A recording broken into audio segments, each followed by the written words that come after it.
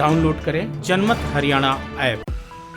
अहीरवाल की सियासत को अपने हिसाब से हाँकने वाले राव इंद्रजीत की बीजेपी में मुश्किलें अब बढ़ती जा रही हैं। हरियाणा बीजेपी के नेताओं को राव इंद्रजीत पहले ही दिन से फूटी आंख नहीं सुहाते थे और अब पार्टी का केंद्रीय नेतृत्व भी उन्हें सबक सिखाने के मूड में दिख रहा है। बीजेपी के केंद्रीय नेतृत्व ने अपने 11 मेंबरी सदस्य बोर्ड में हरियाणा से ताल्लुक रखने वाली सुधा यादव को शामिल कर राव इंद्रजीत को स्पष्ट संदेश दे दिया है कि उनके आगे अब राव इंद्रजीत इस समय हरियाणा के गुरुग्राम से सांसद और मोदी सरकार में सांख्यिकी मंत्रालय के स्वतंत्र प्रभार वाले राज्य मंत्री हैं। राव इंद्रजीत दक्षिणी हरियाणा की अहीरवाल बेल्ट में मजबूत पकड़ रखते हैं और इस बेल्ट में आज तक उनके कद का कोई दूसरा नेता नहीं उभर पाया। यही वजह है कि वो अहीरवाल की राजनीति को अपने हिसाब से चलाते रहे हैं, मगर अब बीजेपी के अंदर उन्हें यहाँ से चुनौती मिलती हुई दिख रही है। केंद्रीय संसदीय बोर्ड में इकलौती महिला के तौर पर जगह पाने वाली सुधा यादव अहीरवाल बेल्ट में पड़ते रेवाड़ी जिले की रहने वाली हैं। सुधा यादव कारगिल में शहीद हुए बीएसएफ के डिप्टी कमांडेंट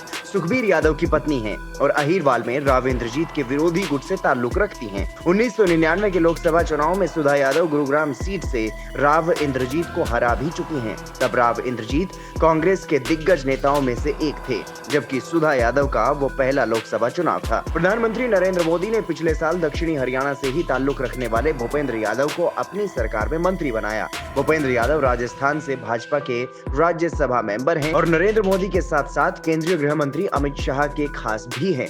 भूपेंद्र यादव मूल रूप से गुरुग्राम के रहने वाले हैं। केंद्र में मंत्री बनने के बाद भूपेंद्र यादव ने गुरुग्राम में आवास भी बना लिया है। राव इंद्रजीत और भूपेंद्र यादव के बीच की दूरियां जग जाहिर है। ऐसे में भूपेंद्र यादव के बाद रेवाड़ी जिले की सुधा यादव का भाजपा के संसदीय बोर्ड में शामिल होना राव इंद्रजीत के लिए दूसरा तगड़ा झटका है। सुधा यादव मूल रूप से रेवाड़ी जिले के धामलावास गांव की रहने वाली हैं।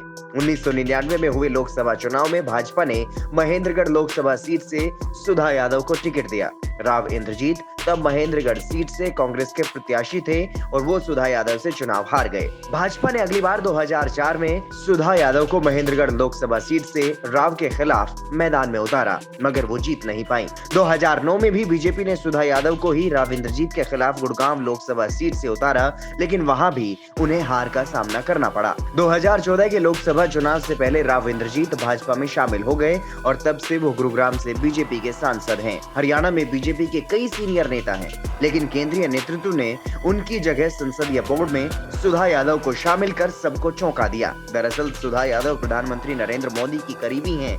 सुधा यादव इससे पहले भाजपा की राष्ट्रीय सचिव भी रह चुकी हैं। सुधा यादव ओबीसी से भी आती हैं।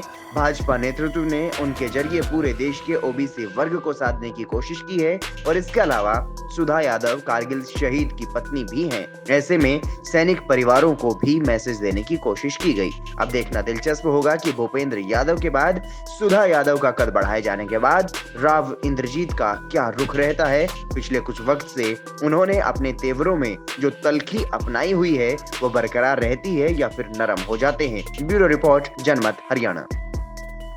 राजनीति के आगे, राजनीति के पीछे, हर हलचल को जानने के लिए हमारे YouTube चैनल जनमत हरियाणा को लाइक करें, सब्सक्राइब करें और अपडेट रहने के लिए बेल आइकन दबाना ना भूलें। देखते रहें जनमत हरियाणा, सच के अलावा कुछ भी नहीं।